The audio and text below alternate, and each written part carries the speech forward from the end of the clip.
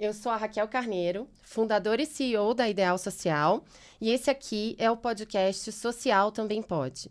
Aqui eu vou sempre trazer para vocês convidados e temas sobre o universo das iniciativas sociais, nas empresas, nas organizações e no terceiro setor.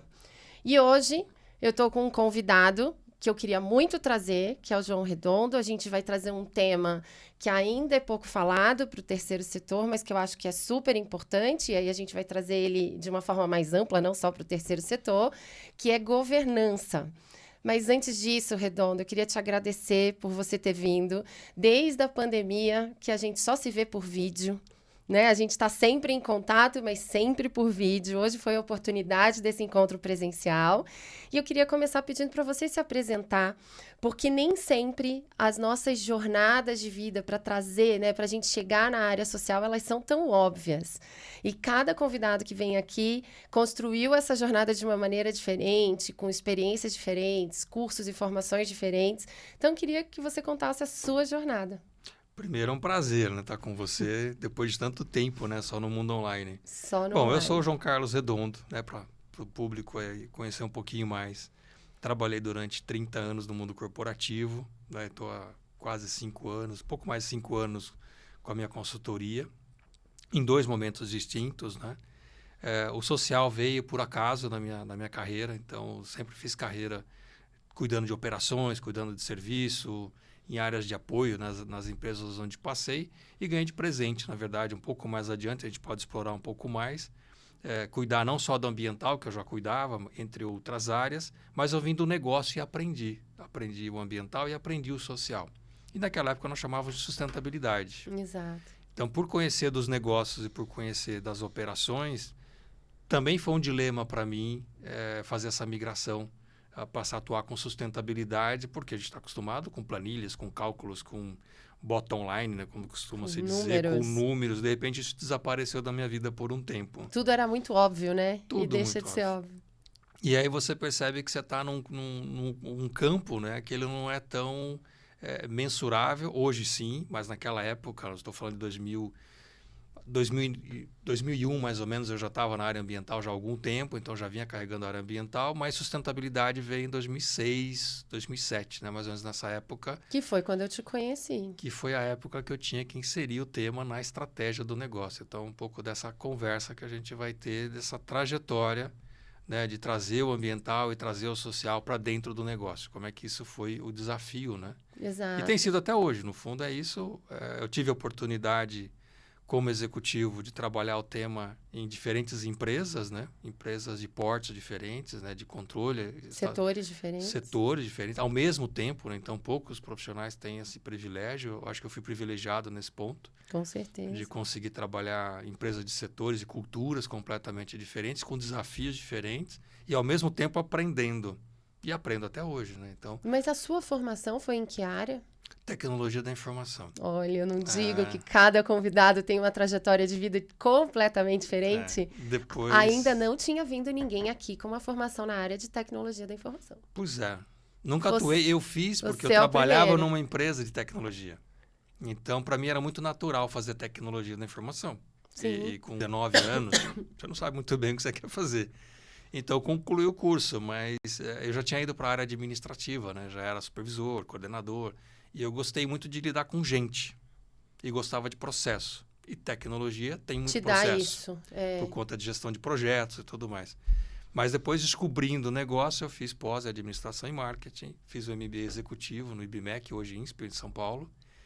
E depois eu fui me formar em conselho de administração e fui entender de governança, porque eu precisava para conseguir avançar nas questões corporativas, né? Então, é um pouco dessa minha trajetória de formação em que eu aprendi, no fundo, sustentabilidade. Vim do negócio e aprendi. Então, ganhou isso para a vida, porque você atua com isso até hoje. Sim. Eu nunca imaginei que eu fosse ter uma carreira hoje focada em sustentabilidade e governança. Não imaginei que esse tema fosse minha tarefa assim, principal como consultor, principalmente hoje. Mas a gente percebe que tem um espaço grande para essa experiência que eu acumulei ao longo desse tempo. Mas também me lembro que essa agenda ficou um pouco desacreditada por volta de 2014, 2015, muito em função do Lava Jato, né, das operações do Lava Jato, que as empresas retornaram, né, para aquele estágio de compliance. E deu uma esfriada nesse assunto. Se falava muito em governança, muito em ambiental e pouquíssimo em social. Pouquíssimo em social. Então, e depois retomou com muita força a partir de 2018, 19, 20. Aí de lá para cá, nós percebemos um movimento forte. Né? Esse fortalecimento. Eu queria começar, então, trazendo o tema básico, que tem que ser o primeiro da nossa conversa, porque eu acho que é a pergunta que permeia os nossos dias de hoje, quando o assunto é o social.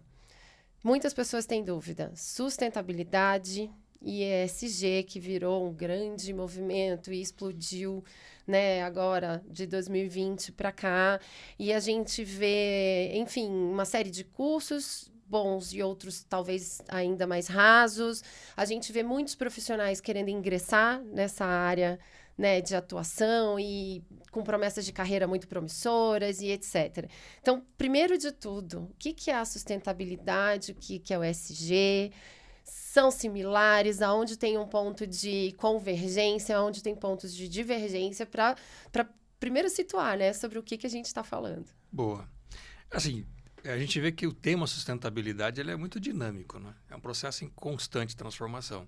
Tem muitos nomes, tiveram muitos nomes. A gente falava muito de responsabilidade social corporativa lá atrás, quando o foco era muito o papel da empresa na sociedade, como é que a empresa poderia contribuir para a sociedade, né? Depois você veio uma discussão muito forte sobre desenvolvimento sustentável. Sim. E aí começamos a discutir limites planetários, né? Ou seja, um planeta com 7, 8 bilhões de pessoas para recursos finitos, vamos assim dizer, renováveis ou não, para desejos finitos, né, de consumo, essa equação não fecha. Gera desigualdade social, porque vai gerar escassez, vai gerar dificuldade de acesso à educação, à saúde, uma série de coisas, né? Então, se começou a discutir esses limites. E aí descobrimos que o nosso planeta não é tão grande assim. Então, nessa época, a gente falava de sustentabilidade com viés de desenvolvimento sustentável. Por volta aí de 2000, veio uma discussão muito forte sobre governança, né? Por conta dos escândalos das instituições financeiras nos Estados Unidos, que começaram a comprometer negócios por atos não éticos, vamos assim dizer. Então, Sim. foi o primeiro movimento de compliance e governança, mas não tinham esses nomes também. Falava muito de responsabilidade dos administradores. Em 2004, veio o primeiro recorte do tal do ESG, que era discutido muito no Pacto Global, mas com outra conotação. Sustentabilidade, efetivamente o termo, né, foi cunhado pelo John Elkington, e foi o primeiro livro que eu li quando eu tive que aprender sustentabilidade. Você foi lá na base. Eu fui entender quem era John Elkington, o que queria dizer. Só que o livro dele chamava Canibais com Garfo e Faca. E eu fiquei, agora eu vou mexer com canibais, né? Tem alguma coisa estranha.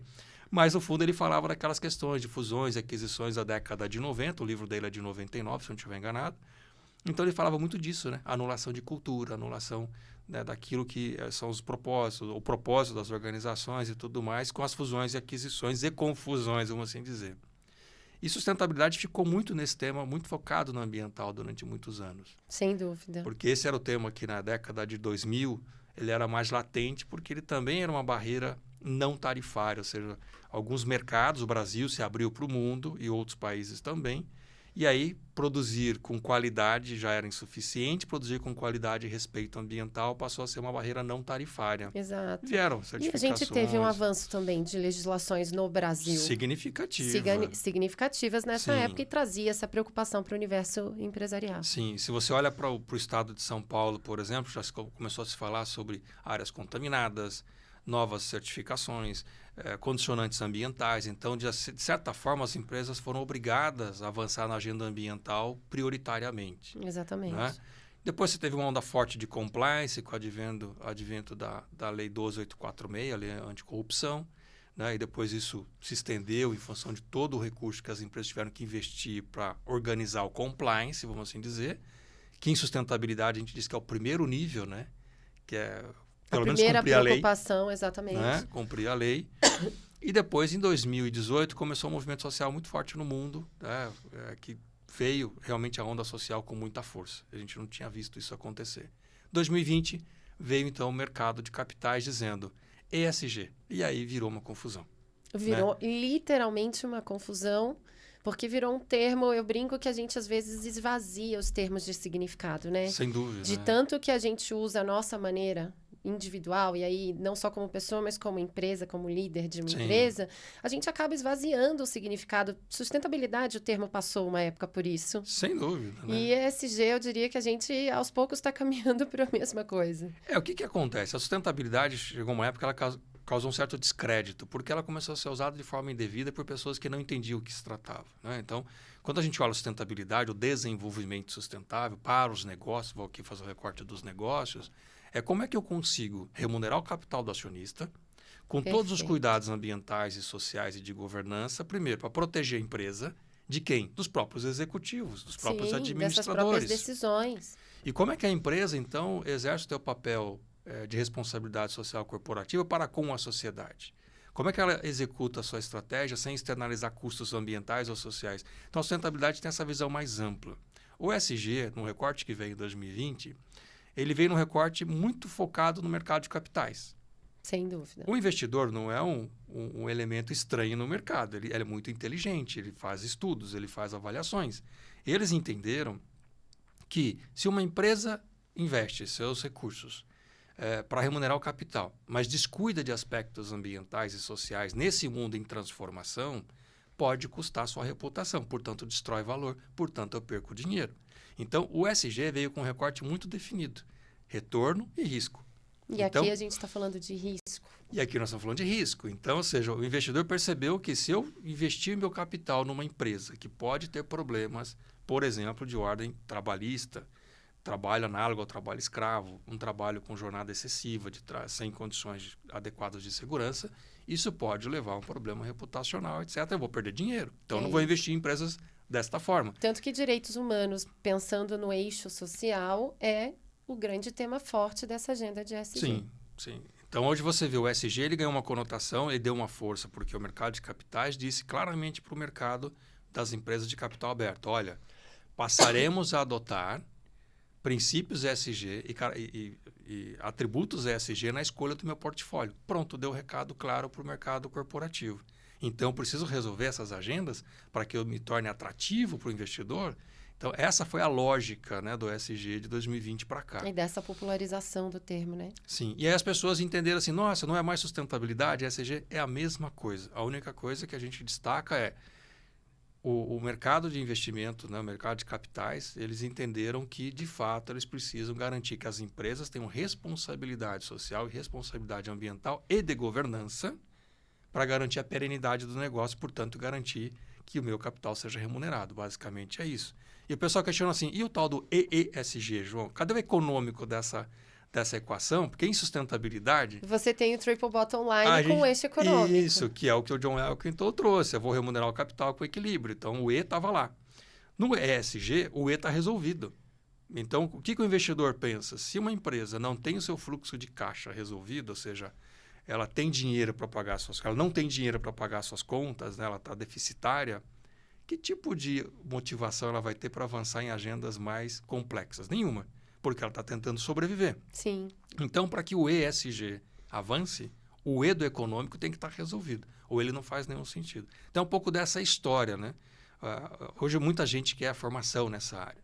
Diferente de 20 anos atrás, em que você tinha poucas pessoas na área ambiental, principalmente, hoje já tem uma oferta grande, né, de formação nessa área e profissionais, seja da área jurídica, consultoria, acadêmico, executivos. É um tema quente, né? É um tema do momento ali, onde se busca conhecimento, especializado. Exato. Aí a qualidade do conhecimento que você vai buscar. Exatamente. Né? O que a gente sempre recomenda, o que eu sempre recomendo é busque uma formação que fale com o negócio.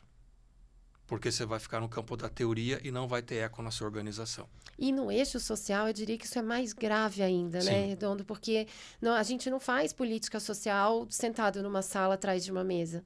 Então, Não. quer dizer, por mais que você tenha uma ótima formação, você precisa ter um pouco de vivência. E é isso que você falou. Você tem uma trajetória ali anterior que, de alguma forma, foi te dando um repertório, foi te dando esse olhar para entender o que é complexo, como lidar.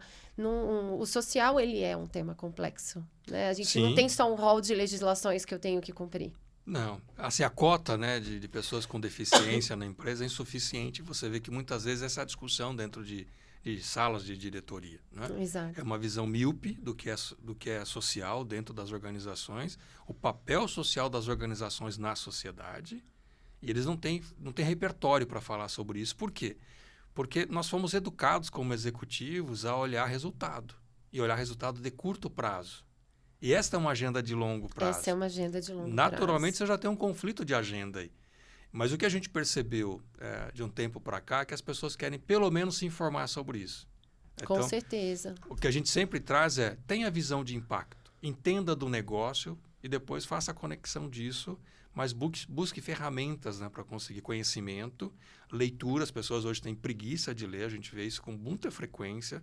Um livro é uma dificuldade para ler, ouvir um podcast, assistir até o final, né? Até o final, né? As pessoas não têm tempo nesse mundo. Todo mundo quer buscar pedacinhos ali do meio do conteúdo. Me dá um resumo, não quero ouvir. Se o livro pudesse ter uma ferramenta de pesquisa igual o celular, eu acho que todo mundo usaria. Tá feito. Então, não funciona, né? Eu acho que o profissional dessa área é um profissional muito disciplinado. E eu acho que você trouxe uma questão do conhecimento, que é importante, que eu posso até entender que eu, no meu negócio, não estou no ponto de maturidade de dar grandes passos. Mas eu preciso saber, eu preciso pelo menos entender o que está acontecendo, qual o risco que esse negócio corre ou não, se é só reputação ou não, ou se existem outros. Mas eu acho que tem essa questão do conhecimento básico que minimamente essa liderança precisa ter. Sim. O que a gente observa, né? Eu costumo dizer que as pessoas jurídicas, elas precisam saber onde elas estão e para onde elas querem ir. Porque se eu não souber onde eu estou em relação às práticas ESG ou de sustentabilidade, como você quiser definir, eu não sei para onde eu vou. Então, a primeira recomendação que a gente passa para as organizações é: eu quero avançar na agenda ambiental, nem sei por que eu quero fazer isso por enquanto, ainda não descobri o motivo. Não tem nada de errado nisso, é muito comum. Mas faça um diagnóstico. Aí eu vou fazer um diagnóstico não perguntando para a diretoria. Perfeito. Eu vou fazer o diagnóstico crucial. olhando para fora, né? Então, quais são as referências de mercado? Diferente da época que eu comecei a trabalhar com isso, você começou a trabalhar com isso, nós não tínhamos muitas referências. Não, né? praticamente nenhuma. A gente ia buscar lá fora, lembra disso? A gente ia buscar fora. Hoje a gente tem uma infinidade de referências, o que significa que você também tem que saber filtrar para saber o que serve para você. Em que momento serve para você também.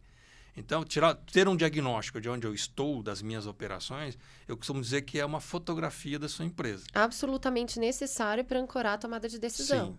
Você tem que saber onde você está. A fotografia, ela vai te dar esse momento. E às vezes a gente sai meio desarrumado na foto, né? A gente sai meio descabelado, etc. Tudo e tal. bem. Que é isso mesmo que você está buscando, né? Você quer saber onde é que você está. E às vezes você vai descobrir coisas que, tradicionalmente na administração, as administrações não gostam de tratar disso. Eu vou falar só de coisas boas. Por que eu quero dizer o que eu não estou fazendo bem? O que eu não estou fazendo. Né? Ou que eu ainda estou em processo de construção. Pois é. E eu vejo com muita frequência e ouço com muita frequência assim: aqui está tudo resolvido. Sustentabilidade, ESG está no meu DNA. Isso é bobagem. Né? Quem tem DNA são organismos vivos. A empresa tem cultura, né? Então, você começa a observar alguns comportamentos, né, de resistência. E essa negação até e essa resistência é ainda mais negativo para o negócio. Atrasa. Exatamente. E aí eu acho que vela um pouco o olhar para aquilo que você precisa de verdade se preocupar. E aí o diagnóstico, Redondo, eu queria voltar nisso, porque a gente sempre tem aqui na Ideal Social esse discurso de que toda estratégia precisa começar com um diagnóstico. E no caso do diagnóstico social, as empresas muitas vezes têm um receio gigantesco justamente no que você trouxe, o olhar participativo para fora. Sim. Então, primeiro, nunca fiz nada, sugiro um diagnóstico. Então vamos olhar só para dentro, eu converso só com lideranças, por um medo de se abrir, né? Um receio de acionar os stakeholders externos. E aí, se eu conversar só com a liderança, eu tenho esse retrato? Na verdade, você vai ter um viés, né? A gente diz que o diagnóstico é o primeiro ponto, né? Se eu estou falando do social, eu tenho que aprender a ouvir. E eu tenho que ouvir de forma ativa. Com certeza. Não de forma seletiva, né? Então, eu posso selecionar quem eu quero ouvir. Tudo bem. Só que você vai ter um viés que vai te levar para um caminho. E talvez eu não tenha ouvido os públicos os quais eu influencio ou que influenciam o meu negócio. Então, o princípio de escuta ativa é o que vai te dar consistência nesse diagnóstico. Inclusive aquele que é contrário a algum viés da empresa, porque eu preciso entender essas razões. Eu preciso saber com que realidade eu estou lidando para saber se eu tenho condições de intervir nisso ou não. Até porque, se você observar pessoas que não necessariamente admiram seu negócio, essas pessoas serão mais críticas. Eu costumo dizer que, na nossa vida pessoal, se uma pessoa só te elogia, o seu ego vai ficar muito bom, mas não vai te ajudar a mudar. Não é? Mas se alguém te faz uma crítica construtiva e te coloca para pensar sobre determinado comportamento, você vai dizer, nunca pensei nisso, talvez eu tenha que mudar. E então, às vezes mudanças simples, sim, que é só uma questão de reflexão ali, de ajustes pequenos. Porque a gente está nesse campo, Raquel, que é o campo da percepção. Perfeito. Então, uma coisa é eu entender que eu acho que eu sou, como empresa ou como pessoa. Vamos pensar na empresa. A outra coisa é como é que as pessoas percebem a minha empresa. Qual é o valor de marca que eu tenho? Como é a minha reputação? E social é isso. Sim, eu me lembro dessa história que você trouxe, né, de convidar quem não gosta da gente. Eu fui fazer uma estratégia numa empresa muito grande e eu convidei ONGs, né, organizações do terceiro setor, que não gostavam da empresa. E eu convidei para que eles viessem sentar à mesa e trazer quais eram os dilemas, né? E a administração daquela época falou assim para mim, você está maluco? Você vai colocar esse pessoal todo radical mundo aqui na mesa, junto ainda dentro né? de uma sala, né? Esse é um receio. E aí, só que naquela sala eu tinha investidores, eu tinha analistas de mercado, eu tinha profissionais que conheciam do assunto, que conheciam do negócio, eu tinha administradores, eu tinha conselheiros. Então, era um fórum realmente de uma discussão de alto nível. E lá estava o pessoal que realmente gerava muito problema para a empresa. Mas por que gerava problema? Porque a comunicação não era efetiva. Eles não conheciam a empresa. Geralmente começa nisso. Isso. E aí você tinha uma barreira natural, né, de você dialogar com esse público. E quando nós trouxemos para a mesa, primeiro que eles ficaram desconfiados. Por que ele está me convidando? Por quê, né? Quer conversar comigo agora? Exato. E aí foi, nós vamos construir uma estratégia, nós mandamos um material com antecedência, eles puderam conhecer a empresa, vieram e foram muito críticos, né, naquela reunião. Só que botou a turma da administração para pensar. Não, e aí eu acho que tem uma questão que é eu participar, eu pertencer naquele processo de alguma forma. Então, talvez eu me coloque, a partir dali, numa posição de construir junto, já que eu estou tendo espaço de fala, do que simplesmente uma crítica onde eu mal consigo ter relação com o outro lado, que é a empresa. E aí não precisa ser ISG, né? Porque isso daí é a licença social para operar, que a gente fala já há muitos anos, 20 anos, sei lá, 30 anos, que é você olhar essas relações com mais cuidado, você trazer para um processo de escuta estruturado. Também não é brainstorming ali, né? Falem o que quiser. Mas é importante, você tem que construir essas relações. Eu tive experiência com diagnóstico social, e aí não como consultora ainda, né, atuando como a pessoa que estava ajudando a estruturar essa área de responsabilidade social, mas dentro da empresa, onde esse processo de escuta resolveu uma série de questões históricas do negócio que ninguém via a solução, eram às vezes ralo de recurso financeiro, porque você tinha que fazer uma série de ações naqueles lugares ali, e às vezes não tinha uma estratégia tão bem definida por trás, mas a percepção continuava negativa. Por mais investimento que tivesse para a região, eu não conversava enquanto empresa com aquelas pessoas e a percepção continuava sendo bastante negativa, e o diagnóstico trouxe essa possibilidade de, olha, venham junto, venham comigo, não vou conseguir, talvez, atender a opinião individual de todos, mas a gente vai encontrar uma razão conjunta que faça sentido. E muda a percepção, muitas vezes, né? Porque tem uma regra. Você, como empresa, tem que ser porta-voz do seu negócio. Você tem que ser o porta-voz para com a sociedade. A sociedade espera isso, né? O que acontece é que quando você não é o porta-voz, alguém o será. Alguém será porta-voz e vai falar o que ele quiser. Mais um ponto para a complexidade do social. O social é exatamente isso, né? Você está num ambiente de convivência. Hoje, quando a gente olha em termos de fatores críticos para o sucesso de uma agenda, de 2020 para cá, os estudos têm muito claro que o movimento é de convivência. Se eu tenho que conviver, eu tenho que ouvir. Não só falar, né? Eu estou aqui... Hoje... muitas administrações têm a dificuldade de entender que no mundo digital que nós estamos hoje, ele é muito diferente do analógico de 30 anos atrás, em que as empresas conseguiam controlar, de certa forma, os aspectos negativos. Hoje, você tem uma influência digital... E as informações, né, que tomam... Sim, que tem uma experiência negativa com o seu repercussão. negócio e vai ter uma repercussão gigante. Como é que você vai lidar com isso? Então, o processo de comunicação também mudou, né? Mas se você não é o porta-voz do seu negócio, alguém o será. Eu tive um episódio curioso em que uma vizinha de uma unidade produtiva nossa, dessa empresa onde eu trabalhei, foi lá reclamar na fábrica que estava sujando as roupas dela, etc. e tal. A especulação imobiliária encostou no distrito industrial. E ali tinham várias fábricas. Ninguém conseguia identificar quem é que estava gerando aquele problema para aquela dona de casa, né? Claro. Mas o fato é que a empresa não respondeu. E aí a empresa ela começou a ser percebida pela sociedade como alguém arrogante. Porque quem ligava de volta era um advogado, né? Quase que intimidando aquele morador, né? Então, assim, o que aconteceu? Levantou-se uma bandeira naquela sociedade, vamos tirar esta empresa daqui. E levou 2 anos para a empresa entender que ela deveria ser o agente de comunicação, deveria realmente fazer uma parceria. E quando ela decidiu fazer isso, eu estava nos bastidores, era a pessoa que estimulava que isso acontecesse, né? As coisas se resolveram. E aí as pessoas começaram a perceber o quanto era bom ter aquela organização e o quanto daqueles problemas que eles reclamavam não tinham a ver com a operação da empresa, e sim de outras empresas. Né? Mas pelo fato dela entender que ela não deveria dialogar...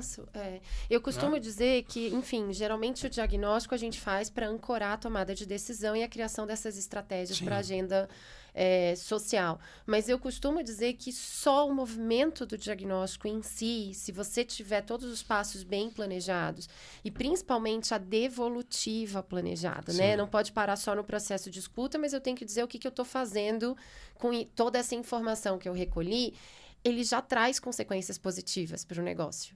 Porque você tem uma condição especial nessa situação, né? Você convidou a pessoa para te ajudar a construir uma estratégia, que começa com um processo de escuta estruturado.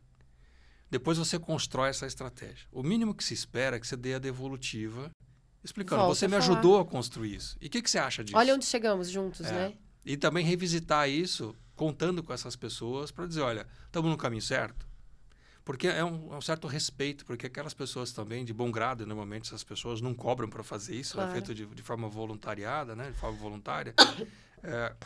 Então, ela aceita isso como uma devolutiva, uma gentileza, de dizer, olha, eu ajudei a construir, ele me deu um retorno sobre o que aconteceu, né, com aquela nossa proposta. Então, que bom que eu fui ouvido, que bom, né, que eu pude participar dessa estratégia. E mesmo quando nem todos os anseios, nesse exemplo que você deu, né, nem todos os anseios são atendidos, porque o processo deu a clareza de que não era responsabilidade daquela empresa ou responsabilidade única daquela empresa. Então, talvez o anseio inicial, que era sujar a roupa que estava no varal, não tenha sido atendido com esse processo.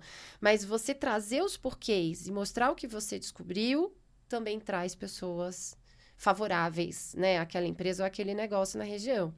Tem uma coisa importante, né? Esses problemas, eles nunca vêm sozinhos, né? Com certeza. Então, a gente diz que o estágio de maturidade da empresa em relação às práticas ESG ou de sustentabilidade é que vai ditar como ela vai lidar com dilemas. Porque eu posso ter um estágio de negação. Eu tenho um problema, eu vou negar esse problema. Porque eu acredito que as pessoas vão se conformar com isso e eu vou controlar a situação. Por outro lado, esse a gente diz que é o estágio assim, o mais primário, né? e retrógrado também da agenda. Sim. Mas eu posso estar no estágio em que eu posso cumprir com a legislação e achar que isso é suficiente. A gente diz que a gente está no estágio do compliance. Exatamente. A lei trabalhista é muito complicada, eu faço a lei a minha ambiental parte é muito porque complicada. eu cumpro. E está tudo certo. Né? É o estágio que ela vai ficar porque a cultura organizacional reflete aquela realidade. Mas eu posso já compreender o meu papel na sociedade, eu posso ter os meus indicadores ambientais, meus indicadores sociais, eu posso ter os meus indicadores de governança, eu posso, de uma forma estruturada, já ter uma forma de prestação de contas do que eu faço. E a gente diz que aquilo que a gente mede, a gente gerencia. Então, a gente diz que é o estágio gerencial. E é onde a empresa começa a se beneficiar. Porque, no fundo, Raquel, eu entendo que esta agenda, a empresa tem que se beneficiar disso. Com certeza. Mas não só no lucro. Ela tem que se beneficiar protegendo a organização, gestão de risco. Ela tem que se beneficiar do ponto de vista operacional. E, ao mesmo tempo que ela se beneficia, porque as etapas bem feitas vai gerar remuneração do capital, mas, por outro lado, beneficiar aquelas pessoas que se relacionam comigo. Então, o consumidor vai se beneficiar de um produto mais bem elaborado, mais durável, mais seguro e assim por diante. O meu funcionário vai se beneficiar porque vai ter uma condição de trabalho mais segura, vai ter uma remuneração adequada, vai ter os seus benefícios assegurados, né? Todos os seus tributos sociais, tudo isso está garantido, seus direitos sociais estão garantidos, né? O meu fornecedor vai se beneficiar porque ele não vai ser pressionado para reduzir só preço. Ele também vai ter um processo de sinergia. Eu vou levar os meus valores como empresa para aquelas pessoas com quem eu me relaciono. A cadeia toda. Né? Então, ou Exato. seja, é um E naturalmente ganha-ganha. eu né? estou protegendo a minha reputação. Porque na medida em que eu tenho tudo isso acontecendo da melhor maneira, né, possível ali para aquela cultura, eu estou protegendo a minha reputação. Mas isso vai exigir também um processo de governança para esse tema, né? Porque se eu deixar isso solto, eu não olhar uma estratégia, eu não definir metas, né? No Brasil, a gente tem uma característica de executar as coisas ao mesmo tempo que eu planejo. O negócio é único do Brasil. É cultural. É cultural, né? E quando você fala em planejamento, eu só estou perdendo tempo. E, na verdade, você está ganhando tempo. Você está ganhando tempo. A gente define meta enquanto a gente já fez metade, né? Exato. Aí diz assim, eu acho que eu consigo chegar naquela... Mas estou na metade do caminho, já fiz metade daquilo e agora que eu defino a minha meta. E a meta, o pessoal custa entender que, no fundo, é o direcionamento, é a sua ambição, né? Onde eu quero chegar, é para o objetivo do meu trabalho. O pessoal fala, como é que eu vou definir uma meta, João, se eu não sei se eu vou atingir? Então, é aquela coisa do, eu preciso atingir uma meta, porque se eu não atingir, eu vou ser pressionado pela administração, etc. e tal. E, na verdade, a meta é aquele desafio da organizacional que orienta a tua direção. Que vai orientar. É lá que nós queremos chegar. Vai ser difícil? Claro que vai. Mas quando eu chegar, para eu chegar primeiro, eu tenho que cuidar de uma série de fatores para eu conseguir atingir aquela meta. E quando eu atingir essa meta, é claro que a consequência será o próprio reconhecimento. Não fazer porque eu quero ter um selo ESG. Muita gente pergunta, João, Sim, selo ESG, tem um selo ESG. Eu acho que o reconhecimento é a consequência de um trabalho bem feito. Eu não posso fazer só para buscar o reconhecimento. Objetivo. Né? Então, é uma sequência. Até porque, muito provavelmente, você vai fazer algumas atividades só para cumprir tarefa, para chegar nesse objetivo do selo. Ela não vai estar permeada na tua cultura, vai ser um teto de vidro em algum momento. Não adianta ser só para isso. Mas queria a tua percepção, você está há muitos anos nessa área, você acompanhou a evolução desse tema dentro de corporações, como a gente falou no início, de segmentos, de setores diferentes, né? Você já teve em várias áreas ali. Queria que você contasse um pouco como você percebe que estágio é esse que a gente está agora. Já teve o boom do ESG, depois esfriou um pouco, enfim, a gente está agora caminhando para que direção? Como que você avalia o momento atual desse tema nas empresas? Ainda muito incipiente. Né? Então, as empresas que mais têm avançado nessa agenda são as empresas de capital aberto, porque são elas que são mais pressionadas pelo mercado, pelo próprio mercado de investimento. E eles estão fazendo a lição de casa, com maior ou menor convicção, ou por conveniência. Né? E aquelas que muitas vezes têm que avançar porque elas foram constrangidas, né, num problema reputacional e têm que dar uma resposta para a sociedade. Então, o momento que a gente está hoje, eu percebo que é um momento muito de aprender, pelo que eu tenho visto nas organizações. As empresas que estão querendo avançar, que não são de capital aberto, olha que coisa interessante, Raquel, elas estão querendo avançar para se estruturarem. Exato. Porque elas sabem que se elas abrirem um capital sem resolver as questões sociais e as questões ambientais, elas vão perder valor. E elas vão ter que lidar com esse problema de forma atrasada, digamos assim. E não vai ter tempo de percorrer essa curva de aprendizado, porque é uma jornada, né? Eu vou trazer um exemplo para responder sua pergunta de um diálogo que eu tive com um presidente de uma grande empresa. Ele falou assim para mim, Redondo, o que eu vou ganhar com essa agenda de sustentabilidade? São pragmáticos. Perceba como a pergunta foi direta. E minha resposta não podia ser outra. Eu falei, você vai ganhar muita dor de cabeça. Você vai gastar dinheiro sem saber por quê. Você vai ter que assumir compromissos que você não quer. Você vai ter que assumir metas internas que você pode achar que isso vai comprometer a tua entrega de resultado. Você terá que ser o porta-voz de um assunto que você não domina. Ele olhou e falou, mas não tem nada de bom nisso, né? E aí eu falei, Saí completamente da minha zona de conforto enquanto liderança. Eu falei, claro que tem coisas boas, mas lá na frente, se você fizer a sua lição de casa, conseguir estruturar uma agenda, né? Porque muita gente avança nisso de forma não estruturada. Eu digo que a pessoa começou a construir um prédio a partir do segundo andar, faltou a fundação bem feita. E falta até clareza do porquê eu estou fazendo o que eu estou fazendo. Exato, falta metodologia e tal, né? E eu disse para ele o seguinte, olha, você vai ganhar, primeiro, uma gestão de risco muito mais bem estruturada, você vai ganhar um processo gerencial muito bem definido, porque você vai ter seus indicadores de desempenho, você vai definir políticas internas que vão disciplinar, vai criar processo, você vai reduzir seu turnover, porque as pessoas vão sentir senso de pertencimento, orgulho de trabalhar, você vai ter uma série de outros benefícios que não necessariamente lucro. Difícil você fazer um recorte de lucro. Mas que contribuem para essa performance do lucro. Exato. E eu falei, e outra coisa que eu disse para ele, provavelmente você está sendo pressionado por alguém para fazer isso. Sim. Porque eu queria tocar na motivação. Por que ele que me chamou para conversar sobre isso? E para entender o que eu ganho com isso, né? Não tinha essa clareza ainda. Tinha. Então tinha alguma pressão acontecendo. E eu falei, provavelmente você está sendo pressionado pelo seu conselho de administração ou por algum investidor importante. Ele falou, de fato, eu tenho um investidor que detém em torno de 5% do capital da empresa. Numa reunião, ele me disse, você tem 3 anos para arrumar a agenda de sustentabilidade. Naquela época se falava sustentabilidade, ou eu vou deixar a posição da empresa. O que significa alguém colocar... Não vou falar aqui, mas eu ouso chutar quem é esse investidor. Né? Não vou falar. Alguém externo bem importante. Eu já sei. Eu trabalhei com isso. E aí o cara disse, olha, se em 3 anos você não resolver, eu vou deixar a posição... Só pelos 3 anos é que eu descobri. Então. Porque geralmente é o prazo de adequação. É o prazo, sabe? Que não se faz em prazo curto, né? Exatamente. E aí, curiosamente, ele falou assim, é exatamente isso que aconteceu. Eu tenho 3 anos para resolver e eu não sei como fazer isso. E a gente está tentando Mas aqui que bom também, né? tempo. Que tem essa clareza de buscar. Exato.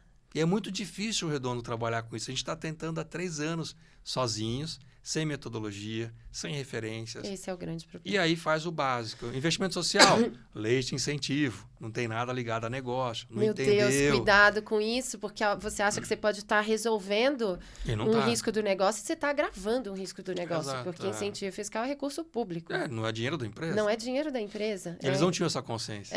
Curiosamente.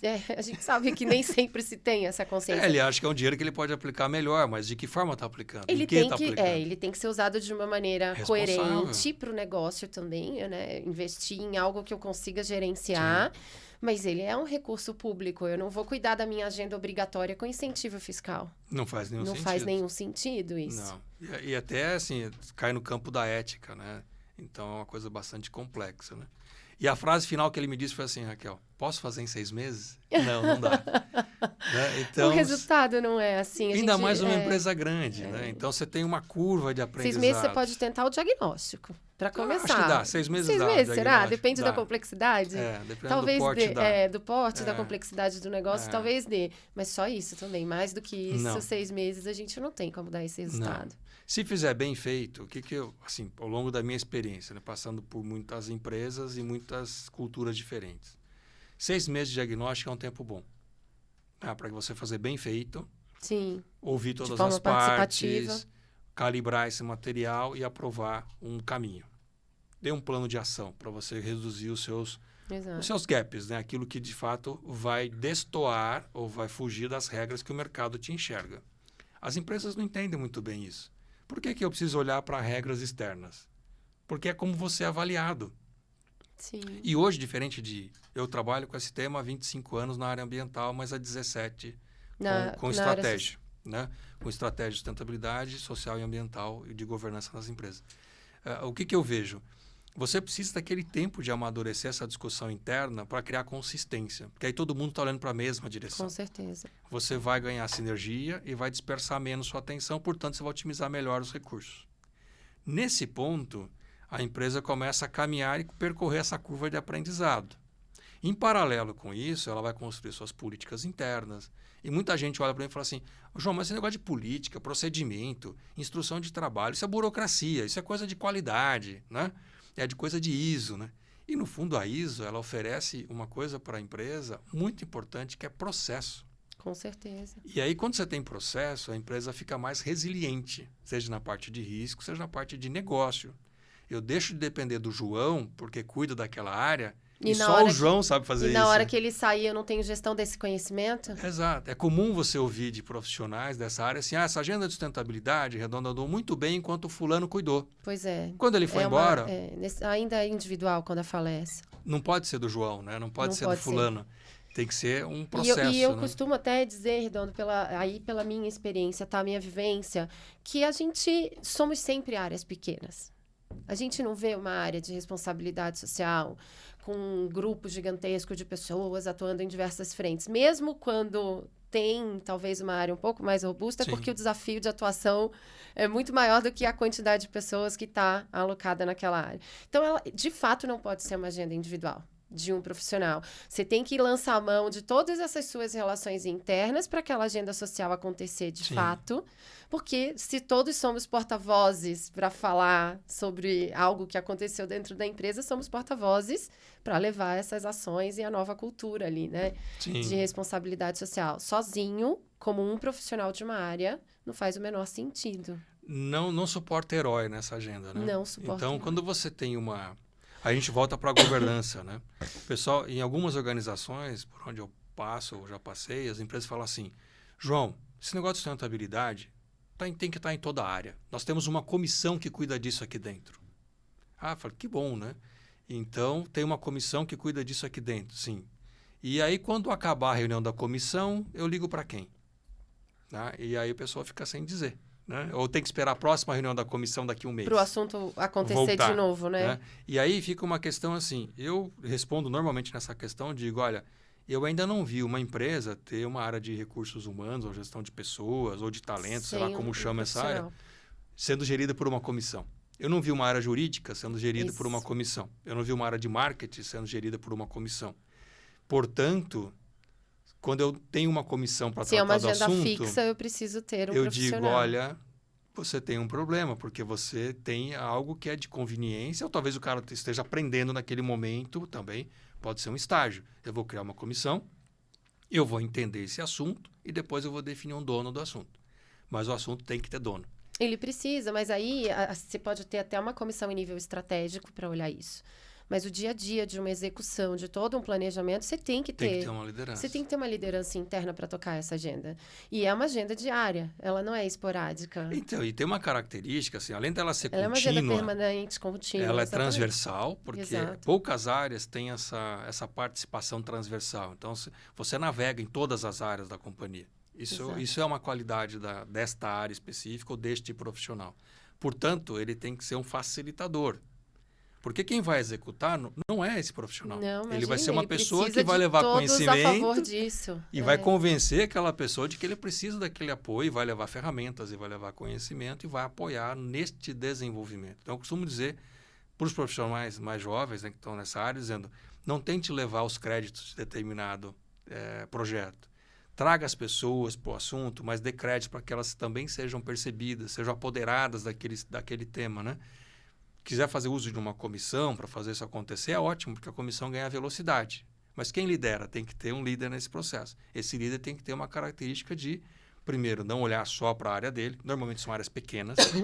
Né? Eu já tive áreas, em média, 7 pessoas comigo, mas cheguei até 42 pessoas de forma matricial comigo, que era uma empresa muito grande. Então, facilita você divulgar, né? Fazer com que essas práticas, esses conceitos se disseminem na organização. Eu quando assumi a última vez antes de me tornar consultora com a Ideal Social, uma área de responsabilidade social, a gente precisava envolver a liderança de cada unidade operacional da empresa para tocar essa agenda dentro da operação dele.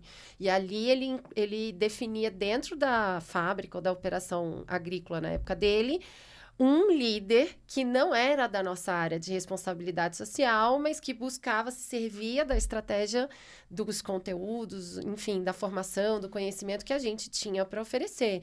Mas o dia a dia da operação da empresa, ela não está dentro da área de responsabilidade social. Você precisa desses líderes e desses porta-vozes para fazer a agenda acontecer. Essa é uma característica importante dessa área, né? Porque, para mim, foi curioso, né? Porque eu comecei muito mais na parte de risco, governança e ambiental. O social veio um pouco mais tarde, porque não era urgência na companhia. E, a princípio, estava resolvido. Sim. Né? Quando eu comecei a estruturar o processo social na companhia, a primeira coisa que me veio à mente, eu sempre tive uma visão de processo. Foi, qual é a referência? Quais são as nossas regras? Eu comecei a mapear tudo o que acontecia na empresa. Como os investimentos sociais eram feitos? O que tinha participação de capital próprio, o que era advindo de leis de incentivo? Como esses projetos de leis de incentivo eram escolhidos? Então, eu comecei a mapear todo esse fluxo do social na companhia para entender se faltava governança, se faltava transparência, se faltava regra, se faltavam responsáveis. Estratégia, se tinha para unir estratégia, tudo isso. Né? E principalmente, Raquel, se eu tinha apoio da alta administração. Então, eu tive o privilégio também de responder para a alta administração, para presidente durante mais de 15 anos, né? E para vice-presidentes, etc., também em outras situações. O que significa que esta agenda só avança se tiver apoio da alta administração. Sem dúvida. Não é? Então, a ponto liderança super importante. executiva é fundamental. O direcionamento do sócio, né? Se a gente pensar numa empresa pequena, né? É fundamental porque é a vontade do dono. Se eu estou numa empresa de capital aberto, é a vontade do conselho. Sim. Então, se esse assunto está na diretoria, se esse assunto está no conselho ou está na esfera dos acionistas, significa que ele tem um peso para a organização. E aí vai se desdobrar em recurso, também recurso financeiro, recurso humano para fazer isso acontecer. Se essa equação não fechar, você vai ter uma agenda de boa vontade, mas de pouco resultado. Que a gente ainda vê. A gente vê muito isso ainda, né? Vê. Eu digo que enfim, né, a gente não vai direcionar nem setor nem nomes, não é essa a intenção, mas eu já vi algumas experiências, por exemplo, de acreditar que estabelecer um programa de voluntariado corporativo é suficiente, é a única solução, não preciso mais ter ações porque eu engajei todos os meus colaboradores, eu vou me relacionar com o público externo na medida em que eu mapeio as organizações sociais como foco do trabalho voluntário corporativo, faço um uso adequado e responsável, correto dos meus incentivos fiscais, e minha agenda social é essa. Está resolvido. Só que não, né? Só que não. A gente sabe que não. O que a gente vê, né? Programas de voluntariados que não estão estruturados. Você vai fazer voluntariado no seu fim de semana, depois do seu horário de expediente, né? Tem alguma coisa errada. Tem. Né? Não, ou até eu não tenho a minha agenda bem definida e aí eu não tenho nem como direcionar o próprio programa de voluntariado porque eu não defini a minha agenda. Eu não digo quais são as minhas temáticas prioritárias, eu não sei como eu vou atuar para o meu entorno. Então, eu quase que terceirizo a responsabilidade dessa agenda social para os voluntários. Eu já vi, inclusive, dizer assim, identifiquem vocês quais são as organizações que vocês acham importantes e que vocês já conhecem na região onde vocês moram e vocês atuam. E aí, a responsabilidade acaba totalmente terceirizada, sem uma diretriz institucional, porque não tem o que vem antes, né? Que deveria ser essa agenda social estratégica. Você está entrando para um ponto que eu queria te fazer uma pergunta. Você mencionou o investimento social privado. A gente veio falando de ESG, do olhar interno, da responsabilidade social, do diagnóstico já participativo, olhando as comunidades. E você mencionou agora a questão da agenda, né, do investimento social. Queria trazer 2 pontos para refletir e queria entender como você tem visto isso. Primeiro, institutos empresariais, ter ou não ter, e qual é o seu papel dentro desse negócio. E um segundo ponto é que em muitos momentos eu tenho visto, a gente analisa muito o relatório de sustentabilidade, porque na Ideal Social a gente tem uma atuação para o terceiro setor, fazendo estratégia de captação para conectar em uma das pontas com empresas investidoras, né? E a gente percebe muito, comentário interno nosso de equipe, inclusive, incoerência, de a gente não ver relação, às vezes temática, de estratégia, de forma de tratar, de atuar, entre o que é feito para dentro e o investimento social que é feito para as organizações do lado de fora. Muitas vezes a gente fala, tá, mas onde está o fio que conecta um assunto no outro, uma estratégia no outra, por que aqui se fala diversidade, aqui não, enfim, a gente vê uma distância. Então, queria trazer essas 2 reflexões para ver o que você vê desse cenário aí. Então, vamos falar do instituto, investimento social em institutos. Eu vejo alguns movimentos, né? Às vezes a empresa quer montar um instituto e quer delegar um instituto à agenda social e à agenda ambiental. Porque aqui eu falo de negócio e a agenda ambiental e social está lá no instituto, o que é um erro. Perfeito. De conceito, né? Porque o instituto, pela natureza, ele está a serviço da sociedade. não a serviço do negócio. Então, é o primeiro erro. E aí eu acho que só para esclarecer, gente, mesmo sendo instituto empresarial, o CNPJ e a formalização jurídica é de associação. Uhum. Então, quer dizer, acaba sendo a mesma formalidade jurídica de uma ONG. Sim. Né? Só que fomentada, criada por uma empresa. Por uma empresa, exatamente. Então, por isso, o Redondo traz essa fala, né? Está a serviço da sociedade, porque é um CNPJ de associação. Sim, até porque você não pode, eventualmente, trabalhar aqueles projetos do Instituto ou da Fundação em benefício do negócio. O negócio pode apoiar o Instituto e Fundação para que ele possa gerar benefícios para a sociedade, né? Então, de uma forma geral, é isso. O problema é a maturidade da empresa para criar isso no momento certo. Então, eu estou já com uma agenda definida, tenho uma estratégia definida e, portanto, me faz sentido, por N situações fiscais, N situações operacionais, criar um instituto para isso, porque eu vou garantir perenidade dessas práticas e eu vou conseguir potencializar esse resultado para a sociedade. Então, a criação do instituto, acho que tem que ter um nível de maturidade mínima dentro da organização para que isso aconteça, mas Perfeito. ela tem que entender a sua vocação para isso. Agora, existem casos em que o fundador da empresa quer uma fundação, um instituto, porque ele quer deixar um legado pessoal para aquilo. E essas figuras começam a se misturar com o negócio. E aí tem que ter bastante cuidado. Tem que ter bastante cuidado com isso também. Então, a minha orientação sempre para a companhia, para as organizações por onde passa e que tem esses desejos vocês estão maduros o suficientes para levar isso para fora do negócio? Faz sentido você externalizar uma ação que deveria estar plugada no negócio para um instituto e fundação?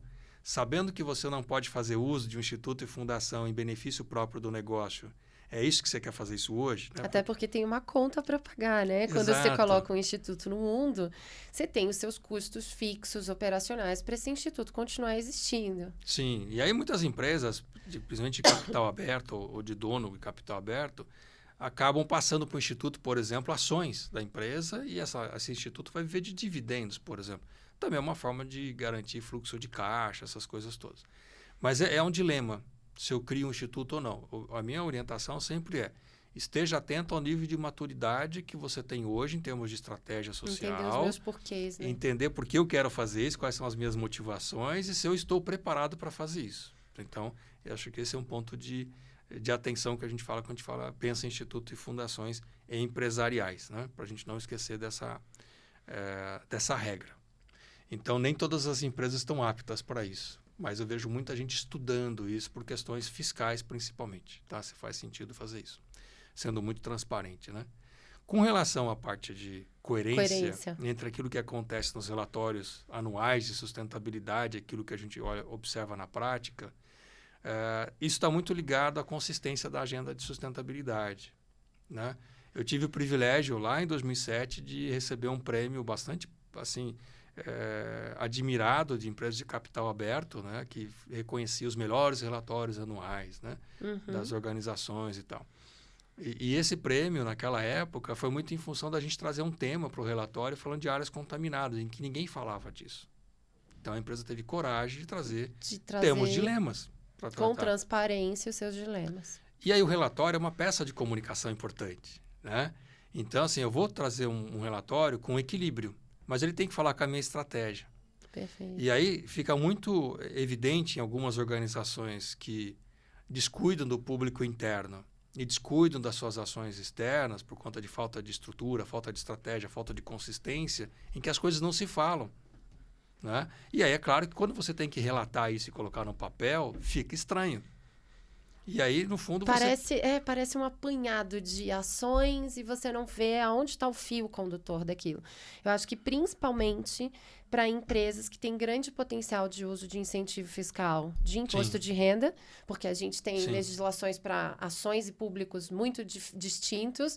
E aí eu falo, gente, mas o idoso passou a fazer parte da minha prioridade, a criança também, a saúde também, a cultura também, o esporte também. Mas o que é prioritário? Mas o que conduz isso, né? Onde está a minha linha que conecta isso com a minha agenda social estratégica, com a minha estratégia de negócio?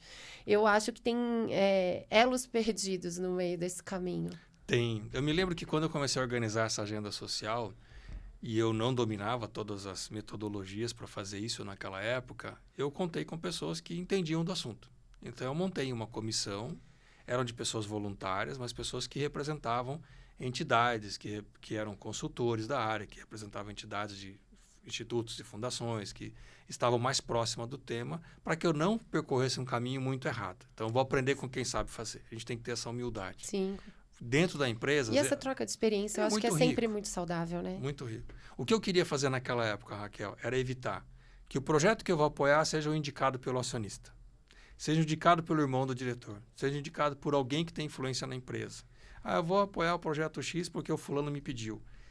Isso é ruim para o negócio, isso é ruim para a empresa não se beneficia, a sociedade não se beneficia. Sim. Então, dentro dos meus caracteriza temas... completamente. Completamente. Então, se eu vou fazer uma ação, um projeto, um programa de investimento, uma estratégia de investimento social, eu preciso entender quais são os temas materiais para mim na agenda social. A partir disso, eu vou entender quais são os programas internos, externos, executados por terceiro que eu posso apoiar. Porque, veja, a empresa não consegue entrar em algumas regiões. A empresa não domina o relacionamento com a sociedade lá na ponta. Então, ela tem que fazer uso de pessoas que fazem isso com qualidade e que vai dar melhor resultado. Então, na época, para mim, foi um aprendizado. Por quê? A gente começou com um processo de edital, muito simples naquela época, né? Era assim que se fazia. Eu quero dar transparência no meu investimento. Então, eu vou abrir editais, as pessoas vão apresentar os projetos, eu vou ter uma série de especialistas. Critérios, requisitos. Critérios e vou fazer. Então, eu comecei assim, porque o que eu queria quebrar naquela época era o que era feito. Eu vou investir no show de não sei quem, que misturou um maestro com sei lá o quê, que vira um Frankenstein, mas eu posso usar dinheiro da Lei Rouanet. E eram muito escolhas individuais, né, de liderança. Isso, eu gosto daquele cara. Você via umas figuronas andando pelos corredores da empresa pedindo dinheiro, porque tinha lei de incentivo, era uma empresa muito lucrativa. Sim. E eu ficava preocupado com aquilo. Primeiro, meu nome estava associado àquilo. Claro. Então, eu como executivo da área tinha essa preocupação de zelar primeiro pela minha reputação e depois a reputação da empresa. Eu nunca inverti isso, ou seja, primeiro, aqueles valores meus pessoais que eu não devo ferir como executivo, eu não devo abrir mão disso. Sem dúvida. E é claro que seguindo o estatuto social da empresa, como diretor. Como minha base e minha diretriz. Exato, então é isso que eu sempre segui. Diante disso, assim, naquele primeiro ciclo foi muito bom, porque eu descobri primeiro que não seria a situação ideal, eu acho que isso não perduraria por muitos anos naquele formato, mas protegia a empresa. Então, naquele momento foi bom. E depois, ao longo do tempo, eu tive tempo de construir uma estratégia com o conselho e construir uma estratégia com a administração, em que todo mundo concordou. E aí, quando a gente começou a publicar os nossos relatórios, né, voltando para o relatório, a forma do relatório, a estrutura do relatório tinha que prestar contas, né, porque o relatório também é uma prestação de contas. E para isso você tem que ter indicador adequado, você precisa ter uma estratégia, percorrer essa estratégia, porque você divulgou uma estratégia. Olha, eu vou fazer isso. Não, e uma gestão disso, né? Sim. Ao longo não é só a estratégia, uma gestão do que está acontecendo. Não é só financiar. Você tem que saber acompanhar, ver que resultado isso teve para efetivamente você ter o que reportar.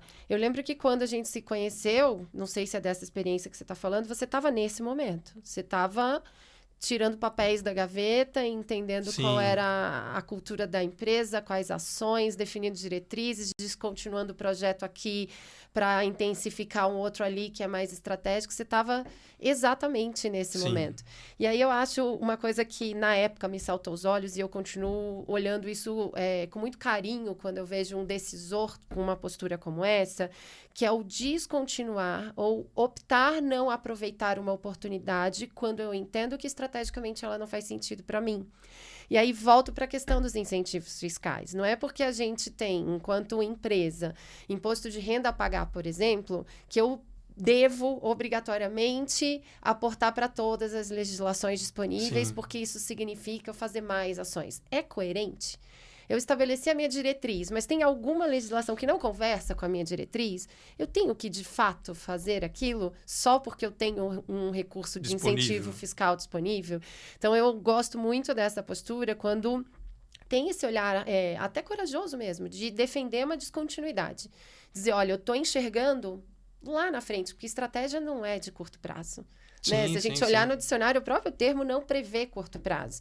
Então, eu estou olhando lá na frente. Eu sei aonde eu quero chegar. Eu estou entendendo que aquele resultado é mais positivo para esse negócio, né? Ele é importante, vai gerar um retorno mais interessante. Então, hoje, a decisão é não aproveitar todas as oportunidades que temos.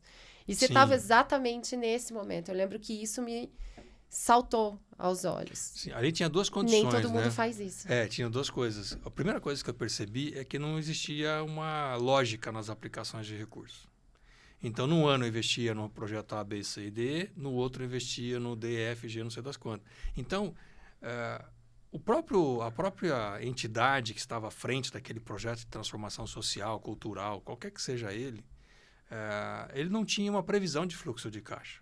Então, com a minha cabeça racional de executivo, eu falava assim, esse cara não consegue ficar de pé se eu tirar o dinheiro dele. Com certeza. Né? Se eu deixar de aportar, eu tenho um problema. Ter. Agora, e se eu definir bons projetos e definir um ciclo de 3 anos de investimentos, fizer um combinado entre leis que estão lá disponíveis, né, para aplicação, mas também de caixa próprio, né, de dinheiro próprio, eu consigo, por exemplo, garantir um fluxo de caixa de 3 anos para essa instituição. Para ele se desenvolver e se fortalecer institucionalmente. E aí eu que consigo é a nossa medir, grande bandeira, eu preciso assim. medir impacto. Então, invariavelmente, se você pegar relatórios de sustentabilidade das empresas, raramente tem os resultados de impacto. Sim. Porque provavelmente não teve um ciclo de amadurecimento daquele projeto. E se delegar só para as organizações do terceiro setor essa avaliação de impacto, não tem fôlego, justamente porque não tem investimento institucional para fortalecer institucionalmente as organizações. Avaliar impacto precisa de conhecimento, de pessoas, de metodologia. E se eu mal tenho recurso para remunerar enquanto terceiro setor, né, minha estrutura básica de gestão ali, de administração, quem dirá eu acompanhar tantos indicadores ou criar tantos indicadores? Sim. Então, não tem, porque muitas vezes se delega totalmente só para um lado, né, da relação. Exato. E o investimento para desenvolver essa organização e fortalecer institucionalmente não chega. Não. As empresas ainda olham muito para projetos, né? Muito para projeto. Porque é a forma como eles conseguem perceber isso. Não tem, acho que, nada de ciclos mais errado curtos, nisso. né? E eles têm, assim, o modelo mental do empresário é de ciclo curto. Né? Então, é difícil você quebrar essa lógica, dizer, nós vamos investir por 3 anos nesse projeto, pelo menos. E quando eu estiver chegando perto dos 3 anos, antes de eu descontinuar, pelo menos com 1 ano de antecedência, eu aviso se eu vou continuar mantendo o aporte ou se eu vou... Ele tem que saber disso, ele tem que ter previsibilidade. E até, enfim, trago aportes de conhecimento, know-how. Sim. A gente conversa, eu falo muito isso até em aulas, que nem sempre a gente está falando de recurso financeiro quando a gente fala do potencial de investimento de uma empresa.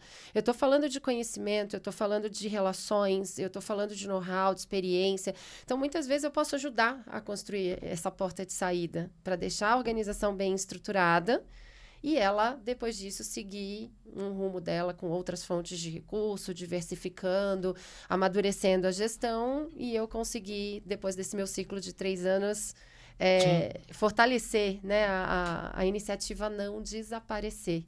Porque se você observar nessas empresas muito rentáveis, né, lucrativas, esses recursos praticamente vão estar sempre disponíveis. Por outro lado, se você não tem recursos próprios, você vai sofrer consequências de uma crise de mercado. Né? Houve uma crise no mercado, houve uma guerra, sei lá o que houve. O mercado reduziu, o lucro reduziu, você teve, eventualmente, uma questão financeira para resolver, você não vai ter aquele aporte. Então, você vai deixar... Essa agenda ela vai ficar uma agenda muito volátil, o que significa que ela não tem consistência, portanto, não tem estratégia. Né? E o que acontece, geralmente, nesses casos? Eu vivenciei um período em que uma empresa muito lucrativa tinha lá... milhões de investimentos em várias leis, municipal, estadual, federal, etc. E tal, e se dava por satisfeita nisso. O meu alerta para o conselho era, isso está errado. Porque no momento que você tiver uma baixa dos seus resultados financeiros, vai faltar recurso para você investir. Exato, e aí você vai deixar de gerar impacto. Né? E se subcontratavam empresas para escolher os projetos, porque também não queria ter o trabalho de fazer. Então, era uma certa preguiça também de escolher projetos com consistência, né? Bom, o que aconteceu? Essa empresa comprou uma outra empresa. E por uma questão contábil, ela teve que antecipar pagamento de imposto para o meio do ano. E o cara da contabilidade do fiscal foi lá e pagou os impostos. Sim, não aproveitou as oportunidades. E aí não tinha mais recursos, entendeu? Então, quando a área ficou sabendo que havia acontecido, o fato já tinha acontecido. E aí o pessoal falou, como não tem recurso esse ano para investimento social? Não tem, porque o fiscal recolheu todos os impostos. Pronto, acabou a minha agenda. Acabou a minha agenda social. E aí, hoje, né, essa empresa tem 3%, né, do faturamento, ela tem hoje para investimento em capital próprio. Garantiu o recurso independente da situação do fisco, mas foi um aprendizado. Né? E aí ficou procurando culpados. Mas quem foi que mandou Não, e pagar essa imposto? é uma única, né? essa é um único exemplo, mas existem várias outras possibilidades Muitos. de você simplesmente não ter recurso. Eu digo até o ICMS, né? Quando a gente Sim. olha os estados, ele é muito mais volátil para o não ter. Sim. Se a gente não acompanhar realmente como está isso na área tributária, enfim. Então, não pode ser, de fato, só pautada nisso. Não, e outra coisa, você gera uma incoerência, né? Quando você chega em empresas que tem lá 30 mil funcionários e o cara tem 200 mil reais de investimento para fazer investimento social. Não tem nada, isso não é nada. Não é nada. Né? Então, não está incoerente com a ambição da empresa. Então, se eu tenho uma ambição, defendi, aprovei em conselho, aprovei na administração, essa é a minha estratégia social, imediatamente eu tenho que aportar recurso para isso. Eu não vou poder contar só com recurso. Né? Eu preciso de gente primeiro para fazer isso acontecer, Claro. acompanhar o impacto, entender se eu de fato estou transformando a sociedade, estou contribuindo para a sociedade, porque esse é o papel da empresa. Né? Como é que eu, como agente da sociedade, como empresa, posso contribuir para uma sociedade melhor? Então, como é que eu consigo resolver dilemas da sociedade a partir da execução do meu negócio? Eu faço parte. Né? Como negócio. A gente está caminhando para o fim, mas eu queria ainda trazer um tema. A gente está falando de empresa aqui, empresa de capital aberto e etc. Mas você faz uma conexão com o terceiro setor e você tem um tema ali na tua carteira de conhecimento, de experiência, de atuação, que é a governança. Uhum. E a gente sabe que esse é um tema ainda muito enfraquecido, eu diria, no terceiro setor. A grande maioria das organizações tem, no máximo, um conselho no papel, né, que está lá previsto, com pessoas próximas, conhecidas, enfim, e nada atuante e etc. Eu queria, olhando agora a tua visão em relação à empresa, né, terceiro setor, o quanto isso impacta para essa organização conseguir se relacionar com empresas na hora de buscar um investimento social para a sua atuação, o quanto isso já está no radar do investidor social, né? O quanto que você acha que isso está impactando e o que a gente pode sugerir ali de providências iniciais para essa organização começar a se estruturar melhor no quesito da governança.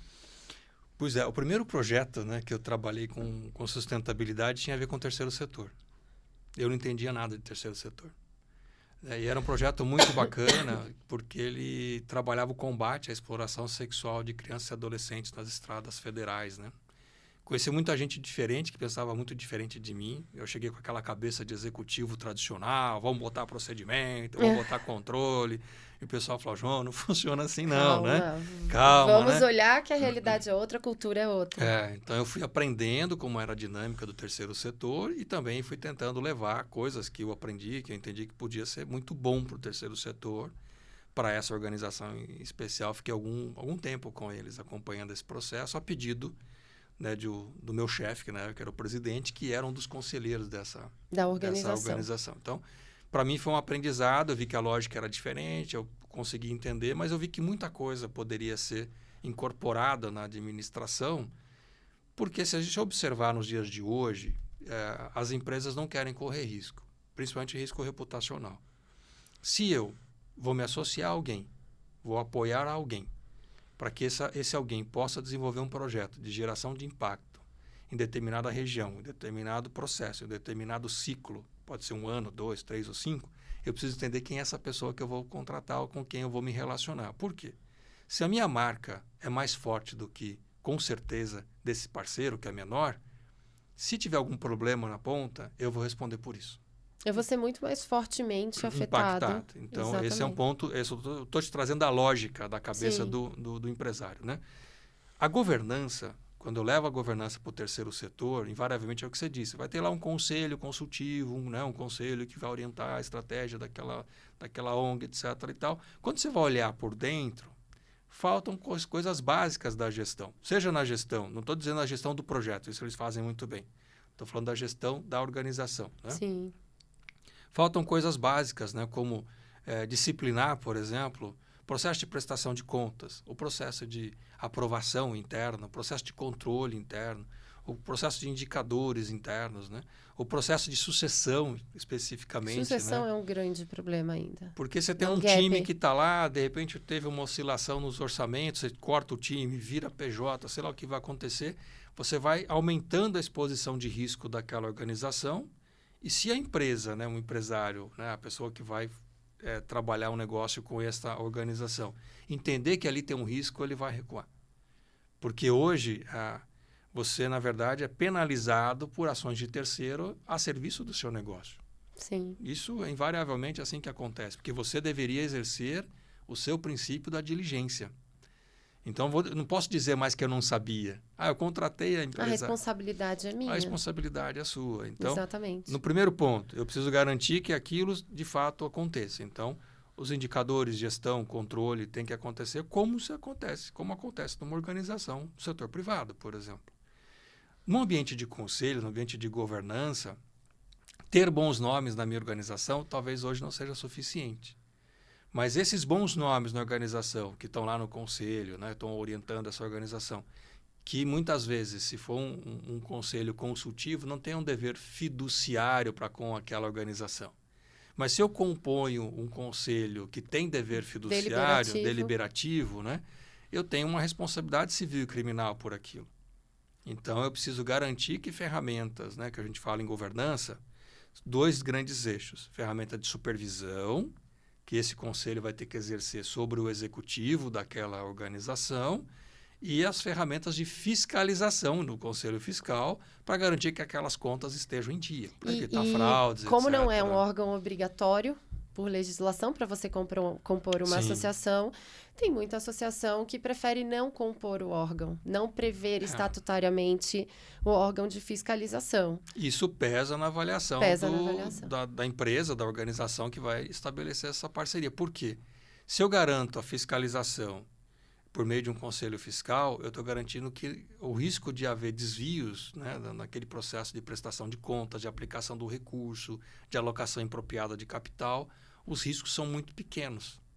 Eu não vou dizer que são zerados, porque nós estamos lidando com gente. Né? Pessoas esse é um risco que sempre vai existir. Que tem uma ação discricionária. Pode ser em menor grau, mas ele sempre vai existir. Mas a governança é isso. A governança é para minimizar. É isso. Né? Ela tem que minimizar esses riscos. Na empresa, a governança protege a empresa de quem? Dos próprios executivos, dos próprios administradores. Eu crio regras, né, de freios e contrapesos para garantir que alguém com poder de decisão exagerado possa eventualmente causar um problema. Distorcer a gestão ou a causa da organização, a finalidade da organização. Isso vale para qualquer organização. E é importante, eu acho, o terceiro setor olhar com um pouco mais de cuidado para isso, né?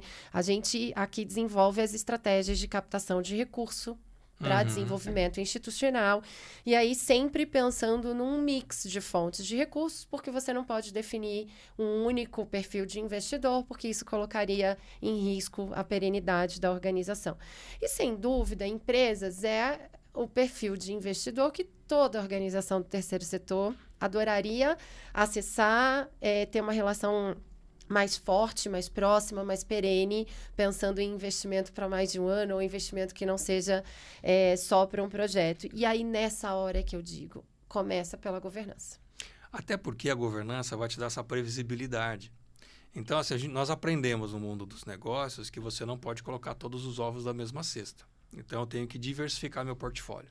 Porque se eu tiver algum solavanco no meio do caminho, eu não vou deixar de ter recurso. Exatamente, a lógica do desenvolvimento institucional para o terceiro setor, exatamente. Então, acho que é a mesma coisa, né? Então, eu preciso diversificar. E essa diversificação vem muito da minha atratividade, de como as pessoas jurídicas estão olhando para mim. Da minha capacidade comercial de buscar essas pessoas e dizer, olha, eu tenho uma boa estrutura de governança, eu tenho uma boa gestão, eu tenho bons projetos, eu tenho... Né? Ou seja, existe um trabalho ali de convencimento, mas também de confiança, vamos assim dizer, que você tem que desenvolver ao longo do tempo. A confiança você constrói e essa confiança vai gerar relacionamentos mais longos, vamos assim dizer. Mas uma vez que você perdeu a confiança, você destrói essa relação e você dificilmente reconstrói. Dificilmente você vai recuperar essa relação. Então, Acho que é um ponto de atenção importante, até Sim. porque, por legislação, você pode ter 2 pessoas para poder criar um CNPJ exato. de associação a partir de 2 associados. Então, não necessariamente você tem, por lei, um conselho deliberativo, um conselho Exato. fiscal, mas pensando em perenidade, pensando em desenvolvimento institucional e em crescimento dessa organização, é preciso dar um pouco mais de atenção para essa governança. Não é despesa, é investimento, É investimento. Raquel, porque E olhando conselho pro no terceiro futuro. setor, gente, é fazer um bom planejamento para atrair os Isso. voluntários adequados, porque é um conselho voluntário. Sim. E se a sua causa faz sentido para muitos negócios, e você vai buscar bons conselheiros que gozam de boa reputação, mas também são participativos, né? Não são figurativos naquela Perfeito. organização, a chance de dar certo é muito grande. Né? A chance de ter consistência é muito grande. É claro que aí vem os dilemas de crescimento, você muda de patamar, muda patamar de risco, fica mais complexo, tem mais gente na organização, custo fixo muito mais. Aí é coisa do dia a dia, né? Sim. Mas olhando só para a questão de governança, é segurança para a organização do terceiro setor, porque ela vai ser melhor gerida, ela vai ter uma estratégia, ela vai estar olhando para longo prazo, ela vai ter boa orientação, né, que caminho percorrer. E vai ter também um conselho fiscal, que eu sempre recomendo isso, né? Porque eu sempre recomendo também. é uma forma de proteger a organização de N situações que a gente já verificou, mas também de garantir transparência para quem está aportando o dinheiro, para quem está aportando o recurso. Perfeito. Então, isso faz toda a diferença. Então, é um conjunto de situações, elas não são isoladas em si, só isso resolve, só aquilo resolve, não. Mas como é que eu consigo compor um cenário que traga mais segurança para quem está se relacionando comigo, né? A governança é isso. É como é que também eu consigo pegar os valores da minha organização e transportar esses valores para os projetos que eu apoio. Eu também posso estar numa organização desenvolvendo projetos que às vezes não tem a ver com o meu propósito, porque simplesmente tem um dinheiro ali, e aí, falando alocado. em risco para o terceiro setor, isso é um risco enorme. Eu estou desvirtuando a minha finalidade social, Sim. a minha causa, para ir em busca de um recurso financeiro que não faz sentido do ponto de vista de temática para o trabalho que eu deveria estar realizando, mas eu preciso do recurso, então eu faço uma mudança Exato. de rota não planejada para acessar, só que eu consigo talvez esse recurso momentâneo, lá na frente eu posso sofrer consequências dessa meu afastamento da finalidade social não do só ponto isso. de vista de reputação. Não só isso, assim, eu vivenciei uma situação real em que, quando eu assumi uma dessas áreas, né, eu fui olhar os projetos, como eles eram compostos, existia uma engenharia de projeto. A primeira coisa que eu fiz no dia 1 que eu entrei foi derrubar isso tudo. Porque eu vou adequar um projeto para encaixar em determinada situação. Nossa, isso é um risco gigante, né? Isso daí me dá uma aflição gigante, até do ponto de vista de uma organização do terceiro setor aceitar e virando uma fábrica, né, de projetos, ao invés de defender uma causa, né? Enfim. A primeira coisa que eu fiz foi derrubar esse processo. Deixa isso para as consultorias. Ponto final, Deixa para lá. Né? Mas assim, eu, como tinha o meu nome atrelado àquilo, eu falei, isso aqui eu não concordo, isso aqui não vai ficar nem meio dia na minha gestão. Então, a primeira coisa que eu fiz foi cancelar isso e começar um processo de reorganização, etc, etc e tal. Então, esse ciclo eu não vivenciei só uma, mas 2 e algumas vezes, né? Seja como consultor, seja como executivo. E eu acho que essa é uma lição que eu sempre recomendo, né, para aqueles que estão começando e para aqueles que já estão na jornada há tanto tempo quanto a gente. Nunca abrir mão dos seus valores, né, que deve nortear o dia a dia, mas não abrir mão da boa governança, da boa gestão, do planejamento, da estratégia, porque isso é que vai dar consistência, isso que vai garantir a perenidade, né, daquele negócio, daquele projeto, daquela atividade. Investir em estratégia, na verdade, não é uma despesa, né? A Não, gente está economizando lá na frente o uso do recurso, a gente está conseguindo identificar quais são as nossas linhas que fazem sentido para esse negócio e a gente consegue focar para ter melhores resultados. Toda vez que você descuida disso, você aumenta seu apetite a risco, e você pode colher isso lá na frente. Mesmo que você não tenha a visão do hoje, do que vai acontecer. E a chance de colher, quando a gente fala do eixo social, ela é muito grande. Vai colher. Então, assim, é o tipo da agenda, para mim, Raquel, é a agenda mais complexa que eu já trabalhei, é a agenda social. Sempre te digo isso. Sempre, gente. O Redondo sempre diz isso. Eu sempre que a gente conversa. É a agenda mais desafiadora. Eu levei 8 anos para colocar diversidade em reunião de conselho. Assim, eu levei muitos anos para escrever uma política de investimento social. Você tem que mudar a forma cultural de como aquilo era aceito na organização. Você tem que trabalhar com pessoas para que as pessoas sejam engajadas. Investir muito em treinamento, em capacitação para que as pessoas mudem seu modelo mental, né, que não adotem processos básicos, né, de comportamento, né, na organização, que não tenha comportamento discriminatório. Sim. E assim, é muito diferente de qualquer outra área por onde eu passei. Assim, eu tenho amigos que falam: João, você também já trabalhou com tudo quanto é coisa, você entende de tudo, você quer falar de tudo e tal. Acho que esse é um resultado de uma carreira em que eu, durante 30 anos no mundo corporativo, eu raramente fiz a mesma coisa, mais que 2 anos seguidos.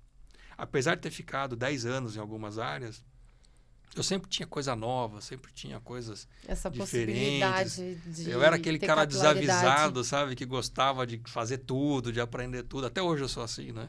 Então, eu gosto de aprender coisa nova. Então, esse aprendizado é importante compartilhar, né, com as pessoas que estão aqui com a gente, porque isso vai ajudar muita gente a não descuidar, não subestime, né, essa capacidade de internalizar risco a partir do descuido da estratégia, o descuido com relação ao teu comportamento ético, porque quando você abre mão dos seus princípios éticos, você está internalizando o risco para você, pessoa física, né, e depois para a pessoa jurídica. Então, é um caminho perigoso para se percorrer. Gente, isso é só um pedacinho, né, de muitos conteúdos. Redondo coordena o curso ESG na Prática do IBGC, o Instituto Brasileiro de Governança Corporativa. Turmas sempre abrindo, grande procura. Então, a gente falou no início e eu quero falar no final: procurem informações para poder atuar de uma maneira, eu não vou dizer nem responsável, mas de uma maneira mais coerente. Sim. Até, né? Entendendo, tomando decisões pensadas e não indo só porque o fluxo nos leva para aquela direção. Você já ouviu falar algumas vezes, né? Não vá pela conveniência porque vai dar errado, né? Mas busque conhecimento, mas conhecimento com consistência, né? Conhecimento raso vai te gerar uma estratégia muito rasa também, não consistente. Então, esse curso que você trouxe, né, já tem muitas edições, sempre sala cheia. E são profissionais que sempre buscam essa metodologia, né? Então, a gente oferece a partir da prática, né? Um curso muito focado na prática, oferece ferramentas que são trazidas, né? Exatamente. Por instrutores que são profissionais da área e que vai encurtar o caminho. Acreditem nisso, porque a metodologia ajuda a encurtar caminho e ajuda a dar consistência, né? Então, a formação é necessária para essa área e o estudo permanente, né? Para você se manter atualizado, porque é uma agenda muito dinâmica. Então, é uma agenda muito dinâmica. Redondo, chegamos ao fim. Queria te agradecer. É um tema que eu, particularmente, gosto muito de refletir, gosto muito de conversar. Quando a gente tem as nossas conversas, essas reflexões sempre vão muito longe. Você tem uma visão muito responsável, eu diria, e comprometida com esse tema. Então, obrigada por ter vindo, aberto a agenda para a gente se ver pessoalmente, enfim, e conversar um pouquinho sobre ESG, governança. Foi muito bom. Muito obrigado, eu que agradeço a oportunidade, né? Depois de tantos anos, né, de videoconferência, né, a gente está aqui batendo um papo sobre um assunto caro para mim, né, caro para você também. Sim. Adorei estar com você, conta sempre comigo. Muito obrigada. Obrigada. Até mais.